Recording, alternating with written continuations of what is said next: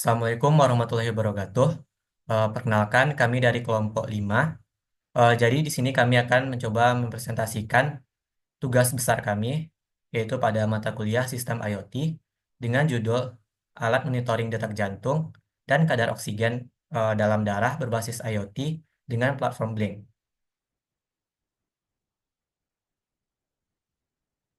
Perkenalkan, nama saya Muhammad Husaini dengan NIM 22195. Dan saya Vivian Andro Asbahri dengan NIM 221095 2022. Baiklah, yang pertama itu ada analisa kebutuhan. Eh, nah, Jadi di Indonesia, sebagian besar serangan jantung mengakibatkan kematian sebelum pasien mendapatkan perawatan apapun. Hal itu dapat terjadi karena perawatan kesehatan tradisional bersifat pasif itu masih digunakan, di mana pasien menghubungi layanan kesehatan sendiri. Lalu untuk analisa kebutuhan itu kami bagi menjadi 4 poin. Yang pertama itu ada identifikasi kebutuhan pengguna. Eh, jadi alat monitoring ini dibutuhkan oleh 3 pengguna. Yang pertama itu ada pasien. Jadi pasien memiliki kondisi kesehatan tertentu seperti penyakit jantung atau gangguan pernapasan yang membutuhkan pemantauan konstan terhadap detak jantung dan kadar oksigen dalam darah. Lalu yang kedua itu ada dokter dan tenaga kesehatan. Mereka memerlukan data kesehatan pasien secara real time untuk mengambil keputusan yang tepat dan cepat tanpa harus bertemu langsung. Lalu pengguna yang ketiga itu adalah keluarga pasien dan juga bisa caregiver eh, yang ingin memantau kondisi orang yang mereka rawat tanpa harus berada di dekatnya sepanjang waktu. Lalu poin yang kedua itu manfaat alat tersebut. Jadi alat yang kami buat itu eh, mempunyai 4 manfaat. Yang pertama itu pemantauan real time. Jadi pasien dapat memantau kondisi kesehatannya kapan saja dan di mana saja dengan bantuan smartphone yang terhubung ke Blink. Yang kedua itu deteksi dini. Dengan pemantauan terus-menerus, alat yang kami buat dapat membantu dalam deteksi dini masalah kesehatan seperti aritmia atau hipoksemia. Yang ketiga itu meningkatkan efisiensi pelayanan kesehatan.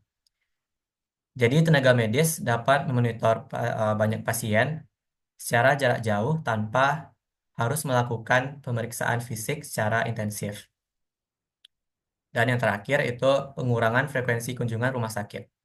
Jadi, alat yang kami buat itu dapat mengurangi kebutuhan untuk kunjungan rutin ke fasilitas kesehatan, karena data vital pasien itu dapat dipantau dari rumah. Lalu untuk poin yang ketiga itu adalah kebutuhan fungsional. Yang pertama, kemampuan monitoring detak jantung dan SpO2. Jadi, alat harus mampu mendeteksi detak jantung dan kadar oksigen dalam darah dengan akurasi yang dapat diandalkan.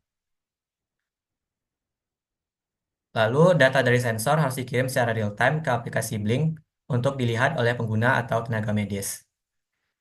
Dan sistem harus memberikan notifikasi otomatis jika ada nilai abnormal, misalnya detak jantung terlalu tinggi atau SpO2 terlalu rendah.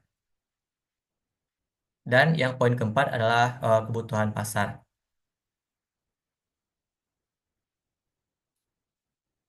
Eh, jadi semakin berkembangnya teknologi kesehatan berbasis IoT meningkatkan kebutuhan akan alat seperti ini, khususnya bagi pasien dengan kebutuhan pemantauan konstan.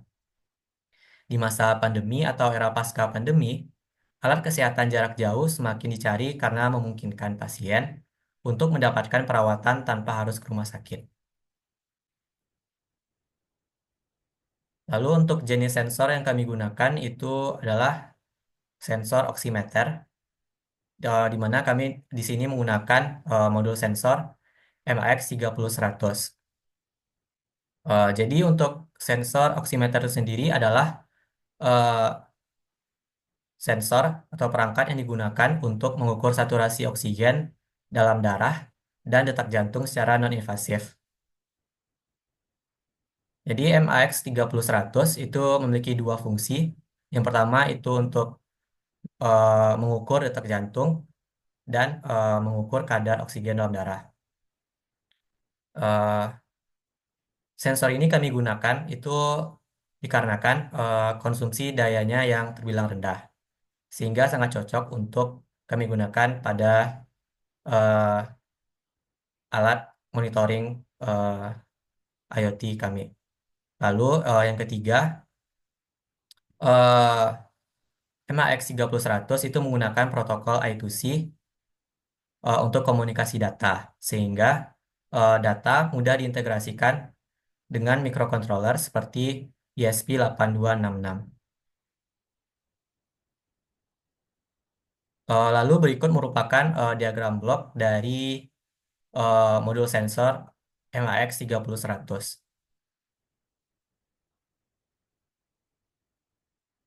Jadi, eh, yang pertama itu eh, ada sumber cahaya LED merah dan inframerah. Itu dapat kita lihat di bagian kiri diagram. Terdapat dua LED yang menghasilkan cahaya dengan panjang gelombang berbeda, yaitu merah 660 nanometer dan inframerah 880 nanometer. Jadi cahaya tersebut dipancarkan ke jaringan tubuh dan intensitas cahaya yang tersebar atau terpantul kembali diukur untuk mendeteksi detak jantung dan saturasi oksigen dalam darah. Lalu yang kedua itu terdapat fotodetektor dan analog to digital converter. Cahaya yang dipantulkan atau terserap dari LED diukur oleh fotodetektor. Sinyal yang diterima dari fotodetektor ini merupakan data analog yang kemudian dikonversi menjadi sinyal digital oleh ADC. Ada dua jalur ADC, satu untuk data cahaya merah dan satunya lagi untuk cahaya inframerah, untuk memproses kedua sinyal secara terpisah. Yang ketiga itu adalah penghapusan cahaya sekitar atau ambient light cancellation dan filter digital. Jadi sistem ini memiliki kemampuan untuk membatalkan efek cahaya sekitar yang tidak diinginkan, sehingga hanya sinyal dari LED merah dan inframerah yang terproses. Setelah data analog dikonversi menjadi sinyal digital, data tersebut disaring lebih lanjut oleh filter digital untuk menghilangkan noise atau gangguan sinyal, sehingga menghasilkan data yang lebih akurat untuk pemantauan detak jantung dan SpO2. Lalu yang keempat itu ada komunikasi I2C dan pengaturan data. Nah, data yang sudah diproses tadi akan disimpan di dalam data register. eh, Lalu melalui protokol komunikasi I2C, data dari register ini kemudian dikirimkan ke microcontroller eksternal seperti ESP8266 melalui dua jalur komunikasi, yaitu SCL dan SDA. Lalu pin INT digunakan sebagai interrupt memberi sinyal pada microcontroller ketika data baru tersedia untuk dibaca.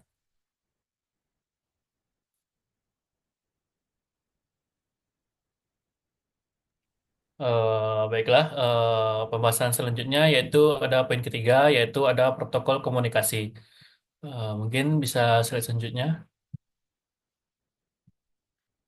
Untuk protokol komunikasi di sini kami bedakan menjadi dua. Yang pertama yaitu ada protokol komunikasinya itu sendiri. Yang pertama yaitu I2C atau Inter-Integrated Circuit, di mana I2C adalah protokol komunikasi serial sinkron yang digunakan untuk komunikasi antara microcontroller dan perangkat seperti sensor, memori, ataupun display, di mana ini memungkinkan perangkat master seperti microcontroller yang digunakan pada saat ini, yaitu ESP8266, untuk berkomunikasi dengan perangkat misalnya sensor oximeter dan OLED display yang ada pada proyek kali ini, melalui dua kabel, yaitu kabel SCL atau Serial Clock Line, dan SDA yaitu Serial Data Line. Kemudian dalam proyek ini sensor Max 30-100 dan OLED display terhubung ke ESP8266 melalui protokol I2C, di mana Max 30-100 ini digunakan untuk mengukur detak jantung dan kadar oksigen dalam tubuh, dan hasilnya akan ditampilkan di OLED melalui jalur I2C, di mana pin SCL dan SDA di ESP8266 terhubung ke SCL dan SDA dari perangkat periferalnya. Kemudian yang kedua yaitu ada protokol komunikasi Blink Protocol, di mana Blink Protocol adalah platform IoT yang memungkinkan perangkat keras seperti ESP8266 untuk berkomunikasi dengan aplikasi ponsel atau cloud melalui protokol yang dikhususkan untuk pengelolaan data IoT, di mana Blink menggunakan koneksi TC atau IP untuk mengirim dan menerima data antara perangkat IoT dan cloud Blink, di mana dalam proyek ini data heart rate dan SpO2 tadi yang diukur oleh sensor oximeter dikirimkan ke Cloud Blink melalui koneksi Wi-Fi. Pengguna dapat melihat hasilnya di aplikasi Blink dan menggunakan virtual pin. Kemudian yang ketiga yaitu protokol komunikasi Serial Communication atau URT, Universal Asynchronous Receiver Transmitter, di mana UART ini sendiri adalah protokol komunikasi serial asinkron yang digunakan untuk mengirim dan menerima data antara dua perangkat elektronik. Eh, UART biasanya digunakan untuk komunikasi jarak dekat seperti antara mikrokontroler dan komputer melalui port serial. Di mana dalam proyek ini pada kodenya tertulis serial begin 115200, di mana ini digunakan untuk melalui komunikasi serial antara ISP dan komputer melalui monitor serial.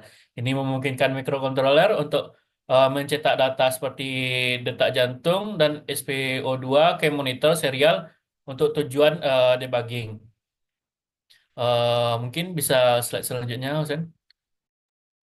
Baiklah, protokol komunikasi yang kedua yaitu protokol komunikasi di IoT-nya itu sendiri, di mana WiFi atau di mana pada protokol komunikasi IoT kali ini kami menggunakan WiFi, di mana WiFi merupakan kependekan dari Wireless Fidelity, di mana WiFi adalah sebuah teknologi komunikasi nonverbal yang memungkinkan perangkat elektronik untuk bertukar data atau terhubung ke internet melalui gelombang radio, di mana WiFi merupakan implementasi dari standar IEEE yang tersedia dalam berbagai varian. Perangkat yang terhubung menggunakan WiFi bisa berupa smartphone, komputer, mikrokontroler seperti ESP8266 dan perangkat IoT lainnya, di mana dalam proyek ini ESP8266 yang digunakan merupakan mikrokontroler dengan kemampuan koneksi Wi-Fi bawaan, di mana protokol Wi-Fi memungkinkan ESP8266 untuk mengirim data yang diperoleh dari sensor oximeter ke aplikasi Blink, sehingga data seperti detak jantung atau BPM dan kadar oksigen dalam darah atau SpO2 dapat dipantau secara real time melalui ponsel pengguna. Di mana pada proyek ini pertama yaitu ini inisialisasi koneksi Wi-Fi, di mana dalam kode ini terdapat Wi-Fi begin, di mana ini digunakan untuk menghubungkan ESP8266 ke jaringan Wi-Fi, di mana parameter SID password adalah nama jaringan dan kunci keamanan untuk OT autentikasinya. Di mana yang kedua, pengiriman data ke aplikasi Blink. Setelah terhubung ke Wi-Fi, data sensor dikirimkan ke aplikasi Blink menggunakan koneksi internet.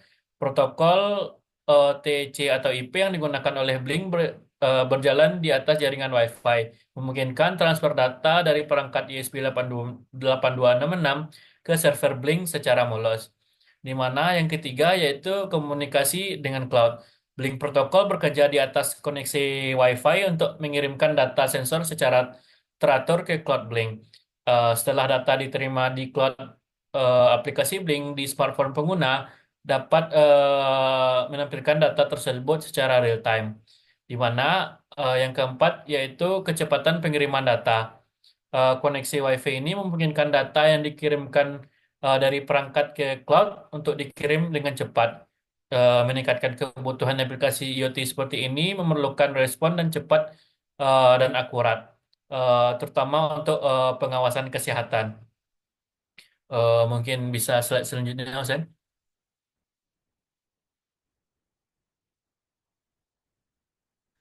Poin yang keempat yaitu platform IoT.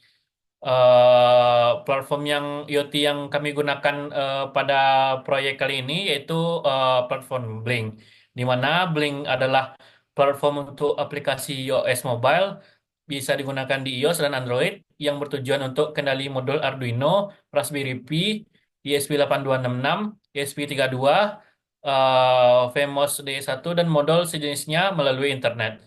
Aplikasi ini merupakan wadah kreativitas untuk membuat interface grafis untuk proyek yang akan diimplementasikan hanya dengan metode drag and drop widgetnya saja. Pengoperasian Blink sangat mudah. Mungkin bisa selanjutnya, video selanjutnya. Pengoperasian Blink itu sangat mudah karena kita tidak perlu melakukan setting pada platform Blink, tetapi setting dapat dilakukan langsung di aplikasi smartphone. Smartphone. Hal ini menjadikan Blink adalah pilihan yang tepat ketika ingin membuat proyek IoT dan dalam waktu yang singkat. Seperti yang kita tahu bahwa IoT yang terpenting adalah adanya kemampuan melakukan monitoring dan controlling. Mungkin bisa slide selanjutnya, Zen. Kemudian fitur-fitur dari platform Blink. Fiturnya salah satunya yaitu virtual pins.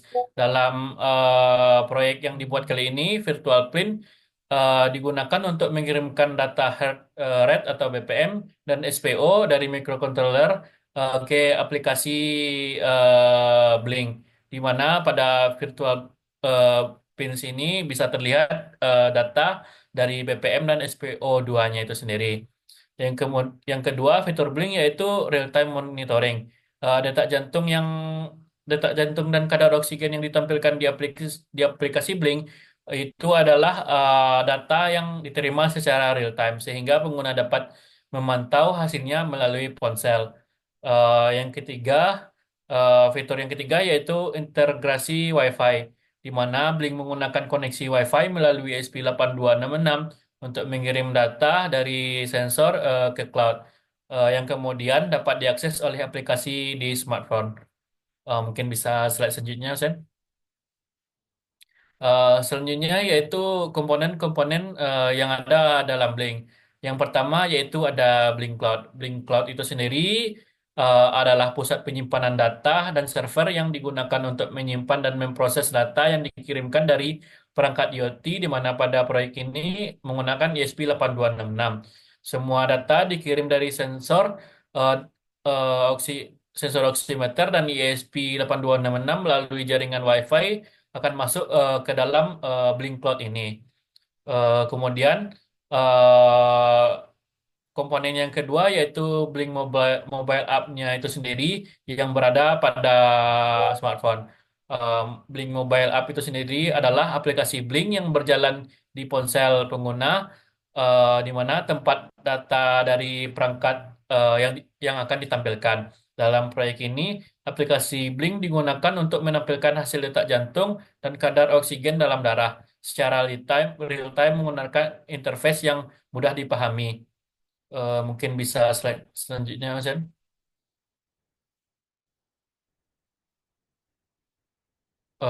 Kemudian poin yang kelima yaitu prosedurnya.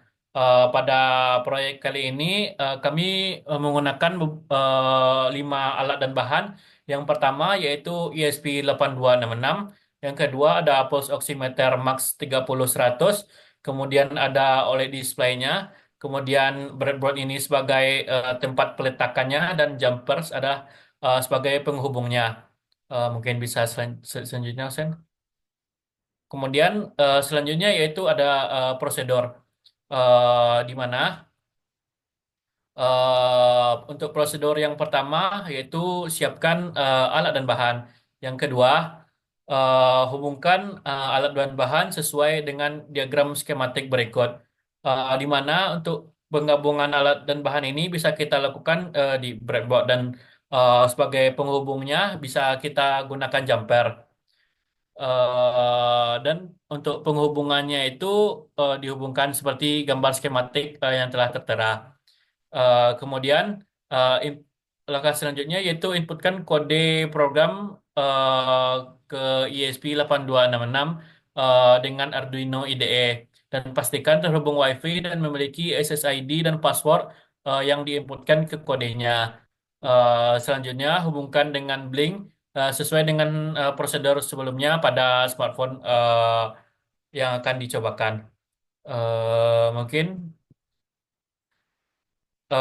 selanjutnya yaitu hasil dari proyek kali ini, di mana bisa terlihat di bagian atas pada gambar kiri yaitu adalah alatnya alatnya itu sendiri. Di bagian atas yaitu terdapat ESP8266-nya, kemudian di bawahnya terdapat OLED, kemudian di kanannya OLED terdapat oximeter, di mana ketiga komponen ini dihubungkan dengan jumper dan ESP8266 ini dihubungkan ke laptop untuk menginputkan datanya dan kemudian bisa digantikan dengan sumber listrik atau dengan menggunakan adaptor.